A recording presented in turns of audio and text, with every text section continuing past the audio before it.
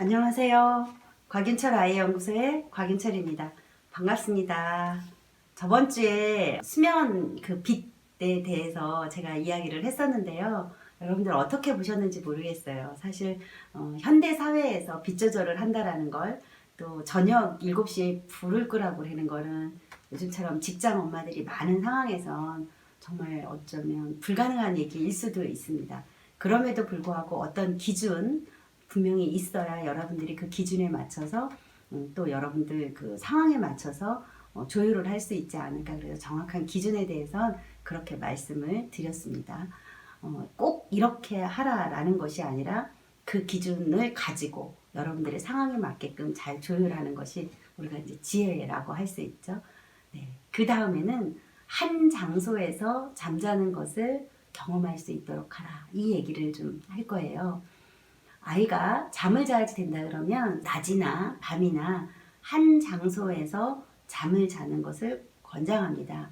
그 이유는 뭐냐면 수면은 무의식이에요. 인간으로 따지면 의식이 없는 아주 원초적인 무의식 세계로 쫙 들어가게 되는데, 무의식 세계에서 자기의 환경이 안전하지 않다라고 이 아이가 느끼면 긴장을 해서 잠을 잘 못 자요. 우리들도 어디 왜 이렇게 여행을 간다거나 안전하지 않다거나 이러면 벌써 대소변 보는 거에서 또 잠자는 거에서 탁 이렇게 우리가 달라지는 걸 느끼잖아요. 이렇게 어른들도. 근데 아이들에게서는 더욱더 안전이 굉장히 중요한 이슈예요. 그래서 엄마 냄새를 맡는 거, 엄마 목소리를 듣는 거, 또 아빠 냄새를 맡는 거, 아빠 목소리를 듣는 거는 환경에서 굉장한 안전지대다. 이런 걸 이 아이들이 경험하는 거거든요. 예를 들면 이렇게 생각을 하세요. 여러분들이 만일에 한국에 있다가 프랑스로 여행을 간 거예요. 그런데 프랑스에 여행을 갔는데 아무도 없는 거예요.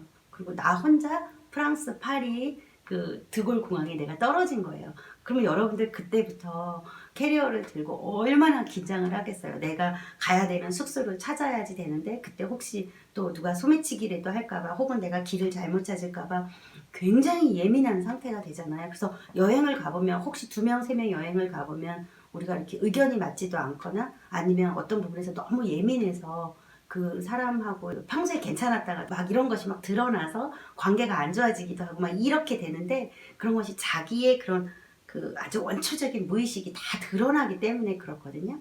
즉 수면이 그런 상태라는 거예요. 굉장히 아이 입장에서는 파리를 처음 갔을 때 그런 불안한 상황 막 이런 거예요. 그러면 그때 이 아이들이 잠을 잘 자는 것으로 향후에 학습이 되려면 그 파리라는 곳이 너무 익숙해져야지 되는 것과 너무 똑같은 거예요.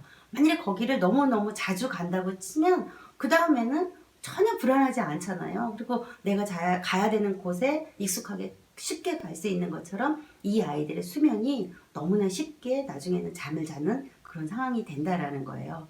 근데 이제 그럴 때 얘네들이 무의식에서 이렇게 잠을 자는데, 물론 시력이 많이 발달이 안 되어 있지만, 안 되어 있음에도 불구하고 이 아이들은 냄새로 지금 이 공간이 어떤 냄새가 나는지, 이 공간에서 나는 그런 소음, 이런 것이 어떤 건지를 얘네들은 이렇게 이 몸으로 이 오감을 이용해서 또 이 체감하면서 이 몸이 막 이렇게 스캔을 이렇게 쫙 해요. 나중에 시력이 발달이 되면 얘네들이 그 자기 상황이 일단 지금 내가 있는 곳이 안전한가 아니면 안전하지 않은가, 이것에 대해서 굉장한 이슈거든요. 근데 내가 이제 이렇게 잠을 자다가 늘 맡는 냄새 혹은 늘 들렸던 목소리, 이런 것이 이렇게 들리게 되면 이 아이들이 안정감을 느낀다는 거예요. 그래서 우리가 왜 보통 뭐 엄마들이 만일에 백색 소음도 많이 들려주고 그러면, 백색 소음을 들려줬던 아이들 그 소리를 들어야 잠을 자잖아요. 아니면 안아주면 그 사람의 품에서 그 경험, 이것이 이 아이들에게 또 잠을 쉽게 자는 어떤 환경이 제공이 되잖아요. 근데 이런 것이 다 이 아이가 스스로 자는데 어려움으로 넘어갈 수도 있으니까, 우리가 될 수 있으면 이 아이가 스스로 등을 바닥에 대고 누워서 잘 수 있는 환경을 만들어 주자라고 제가 얘기를 했잖아요. 그것처럼 이 아이가 만일에 잠을 자야지 된다 그러면 낮에는 거실에서 밤에는 엄마 안방에서 이렇게 하는 것이 아니라 낮이고 밤이고 동일한 장소로 가는 거예요.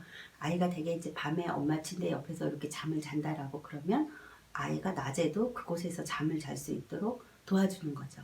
그러면 그 아이가 잠을 자는 공간에서 보이는 뭐 초점체, 잠을 자는 공간에 있었던 인형, 혹은 그 모서리의 각, 잠을 자다가 눈을 들어서 봤는데 보였던 책장의 모서리, 뭐 이런 것이 그 아이가 익숙하다라는 거예요. 그러니까 우리가 알게 모르게 이 아이들은 우리보다 훨씬 더 섬세하기 때문에 우리는 아유 여기 뭐 당연히 이쪽 공간은 늘 네가 있는 공간이잖아 이렇게 생각을 하는데 이 아이들의 시야는 좁거든요. 그리고 이 아이들은 공간 진간 이런 것이 넓지 않잖아요. 굉장히 좁으니까 그 좁은 범위에서 동일한 환경을 아이에게 냄새와 시각적인 거나 청각이나 이런 거를 동일한 것을 제공을 하는 거예요. 그래서 늘 자야지 되는 잠자리. 그러니까 뭐 이런 거죠. 만일에 이제 아이가 이불을 덮는다. 그러면 늘 자기가 덮었던 이불의 그 촉감.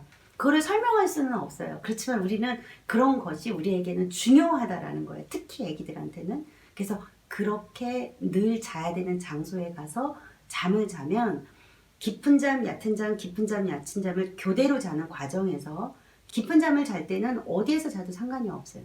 그렇지만 다시 얕은 잠 단계로 올 때 이 아이가 내가 이곳이 안전한가 안전하지 않은가 이렇게 이제 이게 무의식 세계에서 저절로 이렇게 딱 된다고 그랬잖아요. 그런데 잠자리가 바뀌면 의식이 더 돌아오면서 막 이 아이들이 우는 거예요. 그러면 울면 우는 이유는 뭐냐면 이렇게 생각을 하시면 돼요. 내가 지금 잠을 자는데 내가 지금 안전한 곳에 있는 거야? 나는 지금 괜찮은 거야? 이런 거를 누군가에게 묻는다라고 생각을 하시면 돼요. 그런데 그때 엄마가 만일에 토닥토닥토닥 해줬더니 얘가 잠이 드는 거예요. 그러면 얕은 잠 단계가 올 때마다 늘 토닥토닥토닥 해줘야지 얘가 자는 거고, 아니면 만일에 그 상황에서 아기가 울어서 우리가 젖을 주면 젖을 먹어야지 되는 아기가 되는 거고, 아니면 그때 놀이개젖꼭지를 물었던 아이들은 다시 놀이개젖꼭지를 물려주면 그걸 이렇게 잠을 자는 거예요. 그러니까 전부 다 자기가 처음에 잠을 잤던 그 최초의 경험, 그 최초의 환경으로 중간중간 계속 이렇게 돌아온다라고 생각을 하시고, 그 환경이 나에게 주어졌을 때 아이가 이렇게 깊게 자고 그래서 잠이 연장이 된다라는 걸로 여러분들이 이해를 하시면 되거든요. 그래서 이 아이가 깊은 잠, 얕은 잠, 깊은 잠, 얕은 잠을 자는 과정에서 다시 깊은 잠으로 돌아가는 것을 스스로 할 수 있도록 수면을 할 때 될 수 있으면 아이가 등을 바닥에 대고 자기가 늘 동일한 장소에서 동일한 행동으로 엄마의 도움 없이 잘 수 있도록 초기부터 가르치는 것이 향후 수면에서 굉장히 중요한 환경, 빛 다음으로 중요한 환경이라고 할 수 있습니다. 네, 감사합니다.